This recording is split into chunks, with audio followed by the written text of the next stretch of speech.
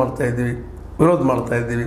ನಾವು ಅನ್ನೋದು ಇಷ್ಟೇ ಸಂದರ್ಭದಲ್ಲ, ಜನಿವಾರ ಶಬ್ದ ನಮಗೆಲ್ಲ, ಅದ್ರ ಜೊತೆಗೆ ಇನ್ನುಳಿದ ಯಾವ ನಮ್ಮ ಧಾರ್ಮಿಕ ಚಿಹ್ನೆಗಳು ನಮಗೆ ಇರಲಿ, ಜೊತೆಗೆ ಅವೆಲ್ಲದನ್ನು ಮೀರಿದ್ದು ಈ ದೇಶವನ್ನು ಕಟ್ಟುವಲ್ಲೇ ಎಲ್ಲೇ ಬುದ್ಧಿವಂತರು ಜ್ಞಾನಿಗಳು ಜೊತೆಗೆ ದುಡಿಯುವವರು ಎಲ್ಲ ಕೂಡ ದೇಶ ಇದಾಗಲಿಕ್ಕೆ ಸಾಧ್ಯದ.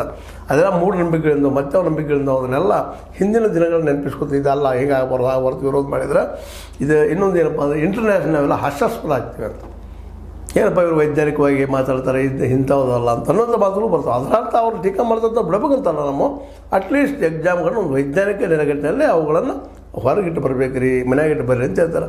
ಈಗ ಜನಿವಾರ ಆಯ್ತು, ಶನಿವಾರ ಆಯ್ತು, ಯಾವುದಾಯ್ತು ಎಕ್ಸಾಮ್ ಬರೋಂಥ ನಿಮ್ಮ ಮನೆಗೆ ಪ್ರತಿಯೊಂದು ಮನೆಯಲ್ಲೂ ಜಗಲಿದ್ದೇ ಇರ್ತದೆ, ದೇವರ ಕೊನೆ ಇರ್ತದೆ, ಅಲ್ಲಿಟ್ಟು ಬಂದು ಬಿಡ್ರಿ. ಮತ್ತೆ ಎಕ್ಸಾಮ್ ಓದ್ಕೊಳ್ಳ ನೀವು ಸ್ನಾನ ಮಾಡ್ಕೊಂಡು ಹೋಗಿ ಮತ್ತೆ ಹಾಕ್ಕೊಳ್ಳಿ, ಧರಿಸ್ರಿ. ಧ್ವಜ ಎಲ್ಲ ಸಲ ಹುಟ್ಟುವಂತ ನಿಮಗೆ ಗೊತ್ತದ, ಹುಟ್ಟಿನಿಂದ ಏನು ಬಂದಂಥದ್ದಲ್ಲ ಜನಿವಾರ.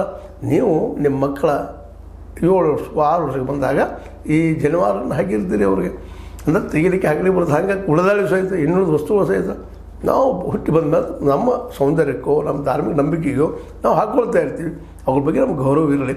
ಆದರೆ ಅತಿ ಇಂಥ ಕೆಲಸಗಳು ಮಾಡೋದ್ರಿಂದ ಅದು ಇನ್ನೊಬ್ರಿಗೆ ತೊಂದರೆ ಆಗೋದು ಅಷ್ಟೇ ಅಲ್ಲ, ಆ ಪೇಪರ್ ಬರೀತಿರೋದು ಮಕ್ಕಳು ಸಹಿತ ಮಾನಸಿಕವಾಗಿ ಹಿಂಸೆ ಆದಂಗೆ ಆಗ್ತದೆ.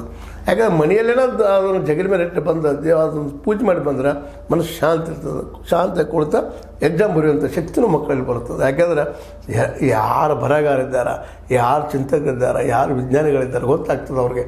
ಎಷ್ಟು ನೀವು ಏನಪ್ಪ ಮೌನವಾಗಿ ಚಿಂತನೆ ಮಾಡ್ತೀರಿ, ಎಷ್ಟು ನಿಮ್ಮನ್ನು ನೀವು ಯಾವುದೇ ಪ್ರಾಬ್ಲಮ್ಗಳು ದೂರ ಇರ್ತೀರಿ, ಅಷ್ಟು ಒಳ್ಳೆಯ ಕೃತಿ ಹೊರಗೆ ಬರ್ತದೆ. ಆಗ ಒಳ್ಳೆಯ ಮಕ್ಕಳು ಸೆಲೆಕ್ಷನ್ ಆಗ್ತಾರೆ. ನಿಮ್ಮಲ್ಲಿ ಮಕ್ಕಳು ಹೆಚ್ಚು ಸೆಲೆಕ್ಷನ್ ಆಗಿ ಈ ದೇಶದ ಡಾಕ್ಟರು ಇಂಜಿನಿಯರ್ಗಳು ಆಗ್ತಾರೆ. ಅದು ಆಗಲಿ ತಿಳ್ಕೊಂಡು ಇದೆಲ್ಲ ಮಾರ್ಗದರ್ಶನ ಮಾಡಿದ್ದಾರೆ. ಇದ್ರ ಬೇಕಾದ್ರೆ ನೀವು ಕೋರ್ಟಲ್ಲಿ ಚಾಲೆಂಜ್ ಮಾಡಿರಿ, ನಿಮಗೇನೋ ಸಂಶಯ ಇದ್ರೆ ಅಂತ ಹೇಳ್ತಾ ಅನಗತ್ಯ ಇದನ್ನು ದೊಡ್ಡ ಮಾಡೋಕ್ಕಿಂತಲೂ ಮಕ್ಕಳಲ್ಲೇ ಪಾಸಿಟಿವ್ನೆಸ್ಸು ಮತ್ತು ವೈಜ್ಞಾನಿಕ ಬೆಳವಣಿಗೆ ವೈಚಾರಿಕ ಬೆಳವಣಿಗೆ ಬೆಳೆಸಿದ್ರೆ ಇನ್ನೂ ನಮ್ಮ ರಾಷ್ಟ್ರ ಬಲಿಷ್ಠ ಮತ್ತು ಜಗದ ಒಂದೇ ನಂಬರ್ ದೇಶವು ಹಾಗೂ ಸಾಹಿತ್ಯಗಳಿದ್ದಾವೆ ಅಂತ ಹೇಳ್ತಾ, ಇದು ನಿಮ್ಗೆ ಲೈಕ್ ಆಗಿರ್ಬೋದು. ಲೈಕ್ ಮಾಡಿ, ಶೇರ್ ಮಾಡಿ, ಕಮೆಂಟ್ ಮಾಡಿ, ಜೊತೆಗೆ ಸಬ್ಸ್ಕ್ರೈಬ್ ಆಗೋದು ನಿಲ್ಲಿಸಿ ಹೋಗ್ಬೇಡ್ರಿ.